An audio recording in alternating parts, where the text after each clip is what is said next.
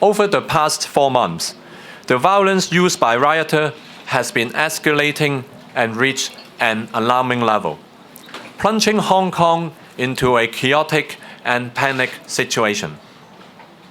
Firstly, we are deeply concerned about an assault on a 32-year-old man in Mong Kok last Wednesday. The case has been classified as wounding under investigation of District Crime Squad of Mong Kok District. The same person was involved in another assault case in early September. For that case, the police have arrested 3 males, two of whom were charged with conspiracy to assault occasioning as actual bodily harm. I must reiterate that the police condemn all forms of violence, regardless of the offender's motive, background, or political stance. We will certainly investigate into this case seriously and thoroughly, and endeavor to bring all offenders to justice. We are also deeply concerned that such violence has extended to schools.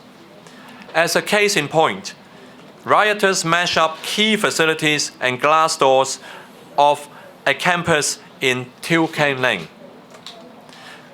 They resorted to these radical acts as they allege the school of not responding to their demands. As a result, the school suspended classes for several days. Again, we must firmly reject any barbaric acts regardless of one's motives or objectives.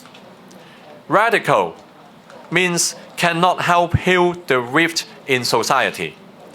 It will only perpetuate the ongoing conflicts. Now, I'll move on to talk about a public order event application.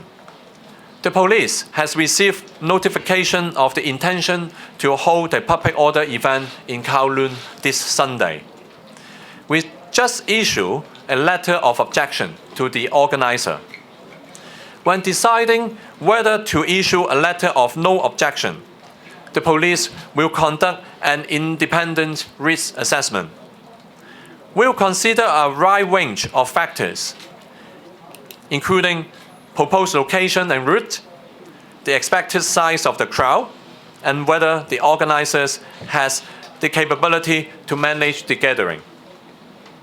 We will also draw on our recent experience of dealing with public order events, which have very often descended to chaos. Every application is considered on a case-by-case basis. Past experience showed that recent public order events are often hijacked by a group of radical protesters to commit violent acts like setting buildings on fire, hurling petrol bombs at police officers and into crowds, wrecking public properties, and launching brutal attacks on police officers and innocent citizens. What is more alarming is that some rioters used homemade bombs in a recent protest. In another case, our officers was stabbed in the neck by a rioter, showing a clear intention to take his life. Therefore, we object to this application for holding a public procession mainly based on concerns about public safety, public order, and protection of rights and freedoms of others. We understand that the organizer has filed an appeal to the appeal board on public meetings and processions. We'll await the appeal board's ruling.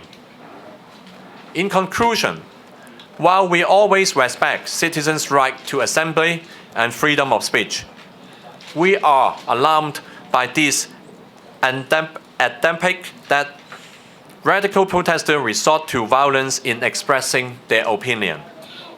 We sincerely appeal to every member of the public to adopt peaceful and rational means of expression. It is high time to end violence for good.